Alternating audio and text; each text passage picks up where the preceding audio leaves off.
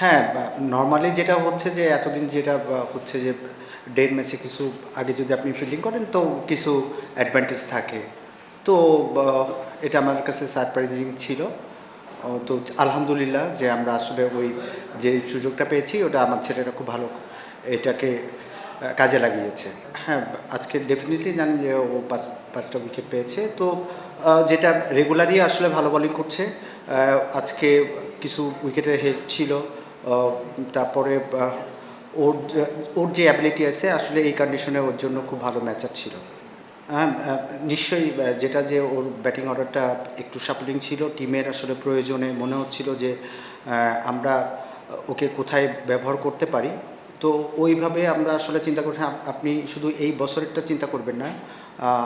Last year কিন্তু ও আসলে open করেছিল, ম্যান অফ দ্য টুর্নামেন্ট হয়েছিল। তো আসলে এই জিনিসগুলো আপনি যখন অ্যাজ এ কোচ হিসেবে চিন্তা করবেন তখন প্রিভিয়াস এক্সপেরিয়েন্স পারফরমেন্সও কিন্তু কিছু কনফিডেন্স আপনাকে দিবে বা কিছু ইঙ্গিত আপনাকে দিবে।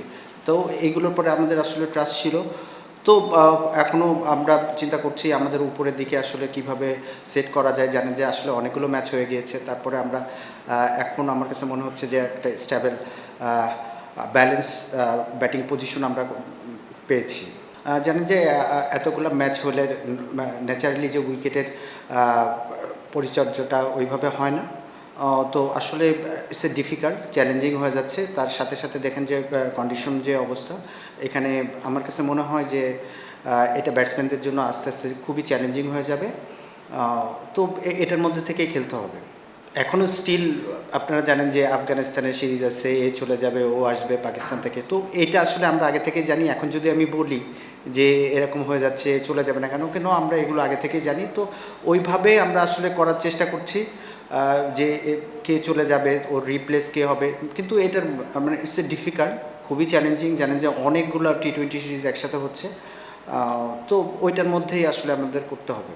আসলে আমি এখনই বলতে পারছি না যে পাকিস্তানে কি ইন্ডিয়াতে বা শ্রীলঙ্কাতে কী ধরনের উইকেট আমরা পাবো। তো নর্মালি আপনি যদি পারফর্ম করেন যে কোনো চ্যালেঞ্জ, একটা আপনি শুধু ফিজিক্যালি চিন্তা করবেন না, স্কিল ওয়াইজ চিন্তা করবেন না যে ব্যাটে বলে লাগছে আমি অনেক কনফিডেন্ট। আপনি যদি ক্রাঞ্চ মুভমেন্ট বা ওরকম টাফ সিচুয়েশনের মধ্যেও আপনি যদি আসলে নিজেকে প্রুভ করতে পারেন, আপনি স্কিল যদি শো করতে পারেন, ওইখানেও কিন্তু আসলে অনেক আসলে আপনার কোয়ালিটিটা আপনি আসলে শো করতে পারছেন। আপনি মেন্টালি অনেক স্ট্রং হবেন। তো এইসব জিনিস তো আসলে ইমপ্রুভ করছে। একটা শুধু স্কিল ওয়াইজ আমরা চিন্তা করে তো আপনার ক্রিকেট আমরা বলি যে মেন্টাল গেম, এখানেও তো আসলে এখানেও প্র্যাকটিসটাও তো দরকার। এখানে এটা আসলে বেশ চ্যালেঞ্জিং থাকবে। হ্যাঁ, ন্যাচারালি আজকে যে ছেলেরা যে ধরনের অ্যাপ্রোচ নিয়ে মাঠে আসছিল এবং প্রথম থেকেই তাদের মধ্যে ওই ইয়েটা কাজ করছিল। কেন আপনারা জানেন যে আমরা ব্যাক টু ব্যাক দুটো ম্যাচ হেরেছি। তো আজকে আমাদের জেতাটা খুবই ইম্পর্টেন্ট ছিল। তো ছেলেরা আসলে মাঠের মধ্যে ওই ধরনের ইনভলভমেন্টস বা বডি ল্যাঙ্গুয়েজ আসলে অ্যাটিটিউড ছিল না, আসলে কোনো ইনফরমেশনই ছিল না।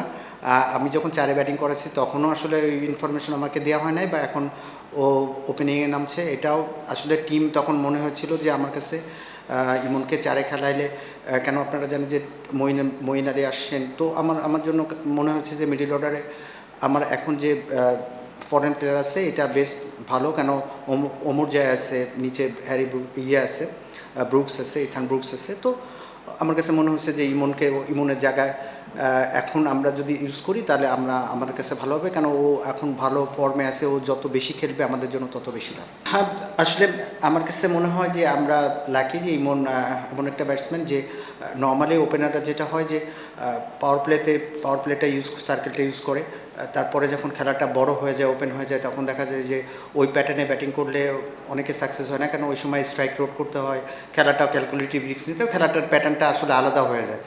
তো ইমনের সে প্রুভ করেছে যে আসলে সে পাওয়ার প্লেতেও খেলতে পারে এবং পাওয়ার প্লের পরেও আসলে খেলাটা ডিপে নিয়ে যাওয়ার মতন খেলতে গেলে, কেন ওই সময় খেলতে গেলে যে স্ট্রাইক রেটে খেলা উচিত বা যেভাবে খেলা উচিত, ওর মধ্যে কিন্তু এই জিনিসটা আমরা এবার দেখতে পেয়েছি।